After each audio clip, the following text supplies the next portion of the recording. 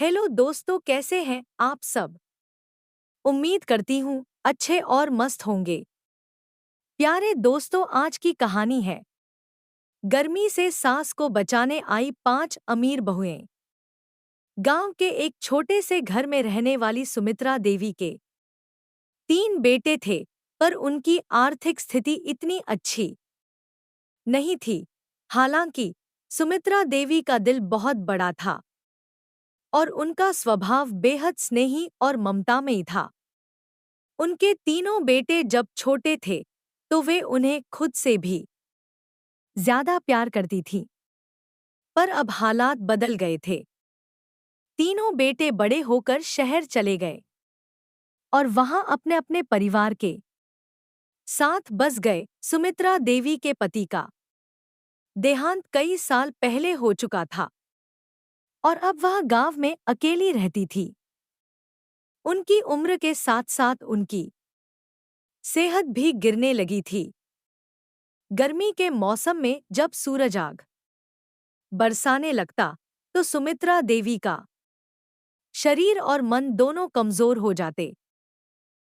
उन्हें सांस लेने में तकलीफ होती और गर्मी उनके शरीर को झुलसा देती। हालांकि गांव की अन्य महिलाओं के विपरीत सुमित्रा देवी के पास एक उम्मीद थी।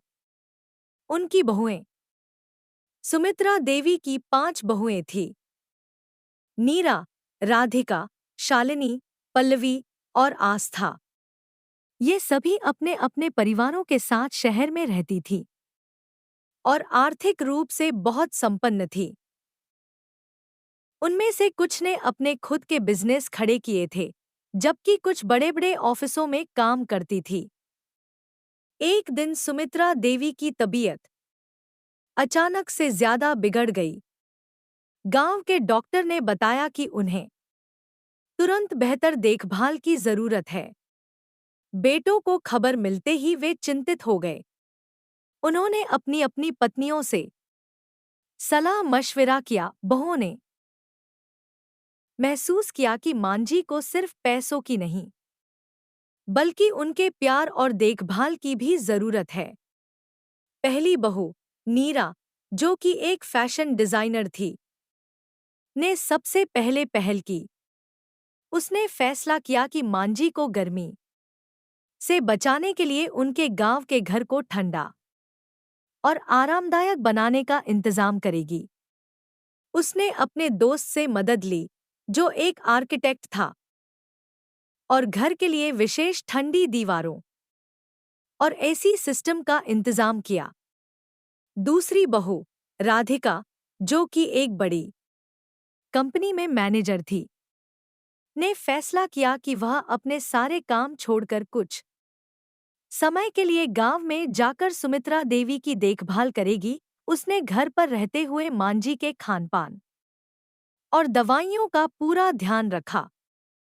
शालिनी, तीसरी बहू, एक डॉक्टर थी। उसने तय किया कि वह सुमित्रा देवी की मेडिकल केयर का ध्यान रखेगी। उसने गांव में एक मेडिकल कैंप लगवाया और गांव के सभी लोगों की मुफ्त में जांच करवाई। सुमित्रा देवी के लिए हर हफ्ते एक नर्स भेजी जाती, ताकि उन्हें किसी भी समय मेडिकल सहायता मिल सके। पल्लवी, चौथी बहू, एक जानी-मानी फिटनेस ट्रेनर थी। उसने सोचा कि मांझी को अगर अंदरूनी ताकत दी जाए तो वे खुद भी गर्मी से लड़ सकेंगी। उसने मांझी के लिए योग और ध्यान का कार्यक्रम तैयार किया। इसके साथ ही उसने एक विशेष डाइट प्लान भी बनाया, जो सुमित्रा देवी की सेहत को बेहतर बनाएगा। आस्था, जो सबसे छोटी और सबसे शांत स्वभाव की बहू थी, ने मांझी के मानसिक स्वास्थ्य पर ध्यान केंद्रित किया। उसने गांव में एक छोटा सा गार्डन बनवाया, जहां सुमित्रा देवी हर सुबह और शाम बैठकर प्रकृति का आनंद ले सकें। आस्था ने खुद भी गांव में कुछ हफ्ते बिताए, ताकि सुमित्रा देवी को अकेलापन महसूस न हो। धीरे धीरे 5 बहुओं के प्रयासों का असर दिखने लगा। सुमित्रा देवी का स्वास्थ्य सुधरने लगा। उनका घर अब ठंडा और आरामदायक था और वहां अब सुमित्रा देवी के चेहरे पर एक सुकून की झलक थी। हर दिन वह बगीचे में बैठकर अपने बेटे और बहुओं के बारे में सोचती और उनकी आंखों में गर्व और प्यार की चमक होती। गांव के लोग भी सुमित्रा देवी के प्रति बहुओं के इस समर्पण को देखकर प्रेरित हो गए।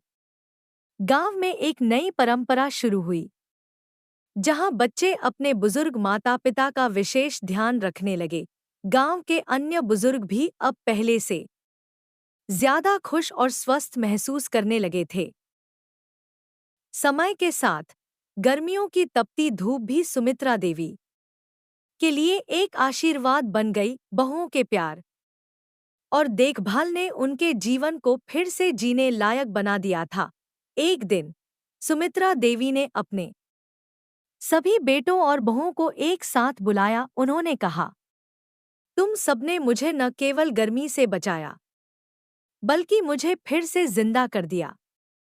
तुम्हारा यह समर्पण मेरी जिंदगी का सबसे बड़ा आशीर्वाद है। उनके शब्दों से सभी की आंखें भर आईं। बहुएं जान गई थी कि उनके प्रयासों ने न केवल सुमित्रा देवी का जीवन बदला है, बल्कि उनके रिश्तों में भी एक नई मिठास भर दी है।